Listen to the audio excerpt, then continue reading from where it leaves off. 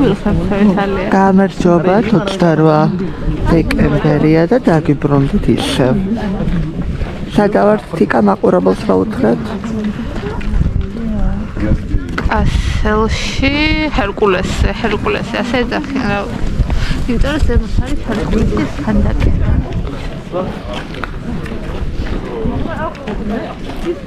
და გადამყურებს იმ კაცებს. თოჩერ ძალამაზე, იმიტომ რომ ქალაქის ბევრი ადამიანთან ჩანს. წერტილი. აქედან დავასახე. ცოტა მაშინია.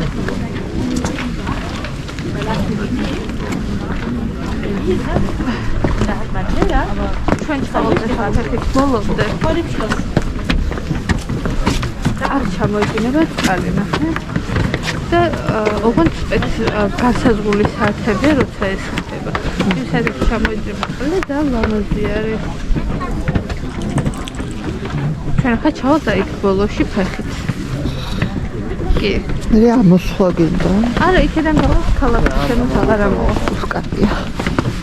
თორე აქ ამოსვლა განსაზღვრა შემოღარება. მეც კიდე კარში გასა. ჰერკულესის კასელი არის კასელის ერთ-ერთი ყველაზე გამორჩეული და სიმბოლური ღირსშესანიშნობა, რომელიც მდებარეობს ბერგპარკ ვილჰელმსჰოეს შუაგულში. ის არა მხოლოდ ქალაქის ემბლემაა, არამედ უნიკალური ინჟინერიული და არქიტექტურული ნაგებობა, რომელიც მთელი ქვეყნის მასშტაბით ცნობილია თავისი წყლის ნაკადებით.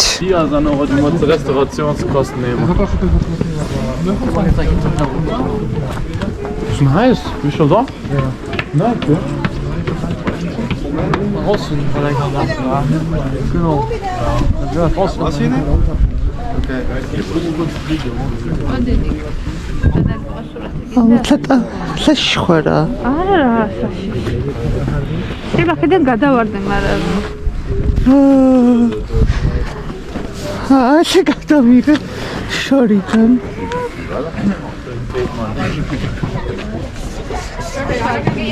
არქივა. წამი არ გიზამს რა.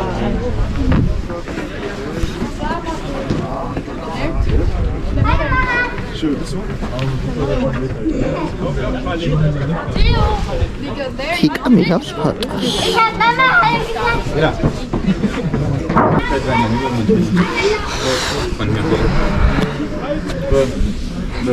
შეშინებული ჩახა. კაი მე თავიდან გადადიდი. ნუ ვეშინე მიდი ცოტა უკან. და ახლა კი საინტერესო ფაქტებს გეტყვით. გეოგრაფიული მდებარეობა და სიმაღლე. ჰერკულესი მდებარეობს ზღვის დონიდან დაახლოებით 530 მეტრზე სიმაღლეზე, რის გამოც ქალაქის თითქმის ნებისმიერი წერტილიდან ჩანს. მონუმენტის თავზე ჰერკულესის ქანდაკებაა, რომელიც 8 მეტრზე მაღალია. აი ახლა სურათი რო იცი? აი აქ გადაგებული. არ ვიცი, მანახე. სახში რომ გამოკრული. არ ვიცი. მოდადეთ აქ გადაგიდე. ელარ ჩავკორ. დაბადების დღეზე ვიყავი საქართველოში. არ ვიცი დაბადების დღეზე აქ იყავი? ხო. იმედია ჩემ დაბადების დღეზე აქ არ ვიქნებით. და სადღე გადამიხდი. გადავაზე. ნაკლები უკაცრად. ხო, ნაკლები რო არ ხარ, იმიტომ მოგიყვან აქ.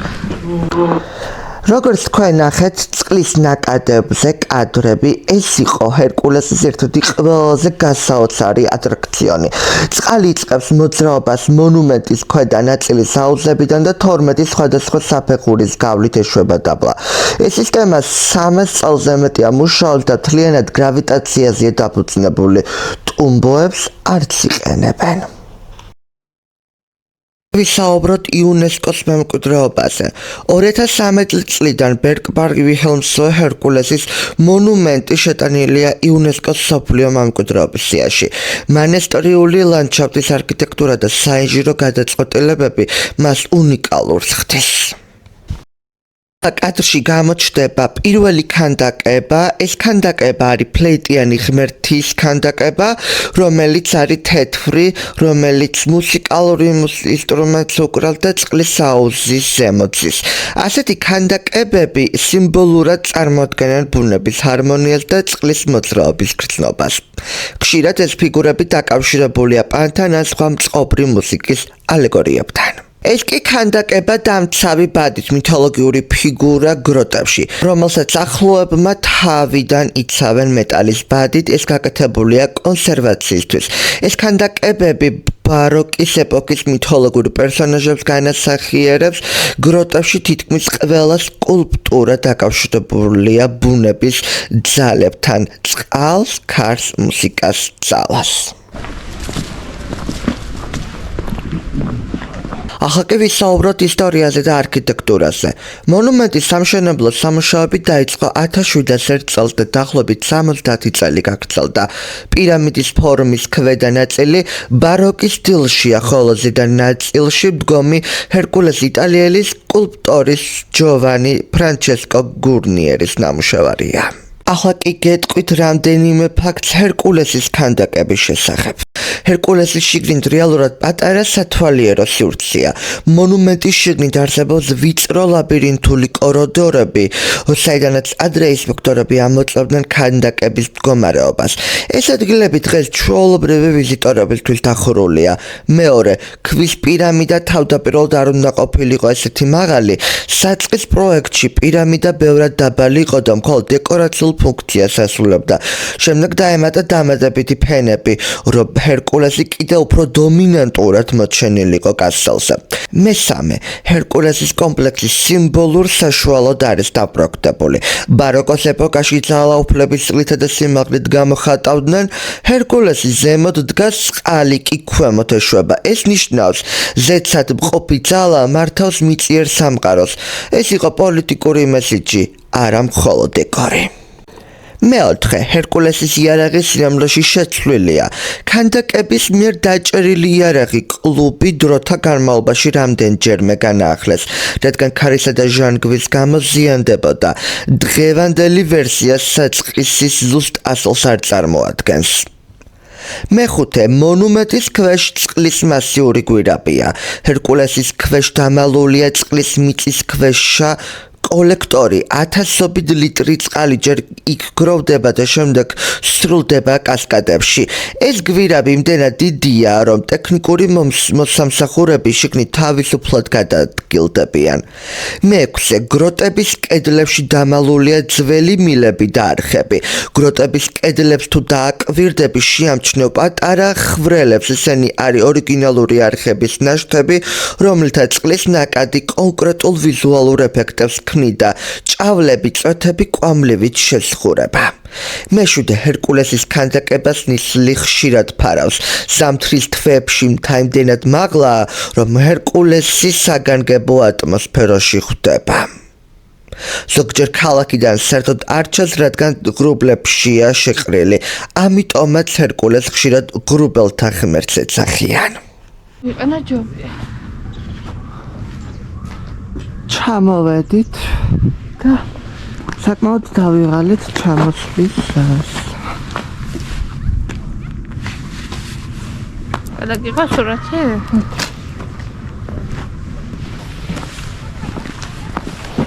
Danke. Bitte schön.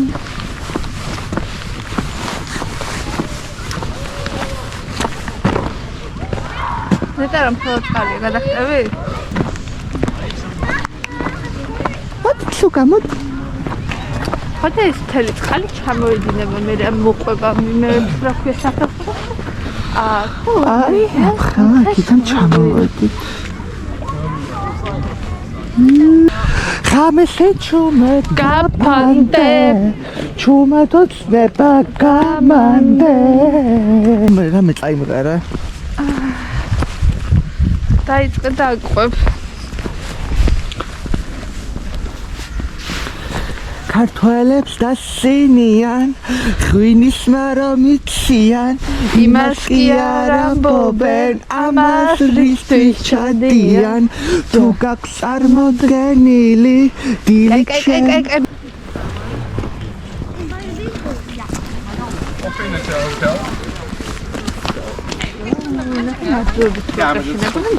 აი შენი საიმრე ყვავილები თოვდან სიყვარული დროს მეკონ არ ვიცი ტექსტი აღარ გიმღერი ეთყობა დიდი ხანია აი სახში რომ მივად ჩავთვით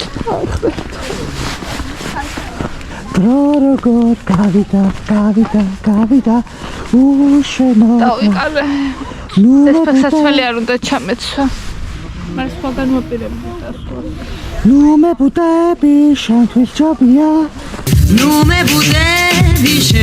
ჯობია სულ გამათი არ გამიგონია სხვა დარდი მე არასდროს მქონია არ გენადრები არ ამგონია როგორ გავიდა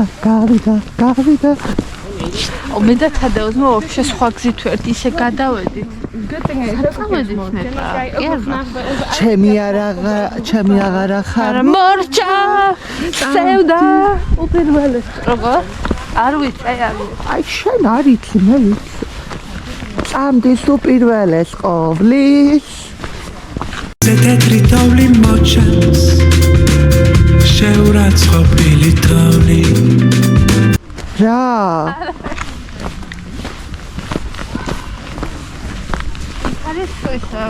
საქართველოს სტუდენტური ბარად იქ არის მუზეუმი და შევიდეთ გინდა ჩამომაყვანილ ერთი აქედან მომაღვერთი და დავიღალეთ ხა მეთქიმა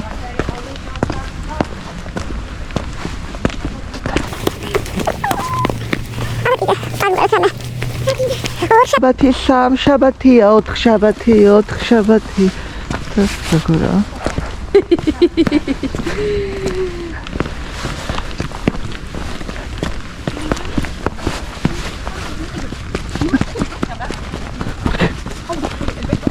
ამიტომ ამ წელს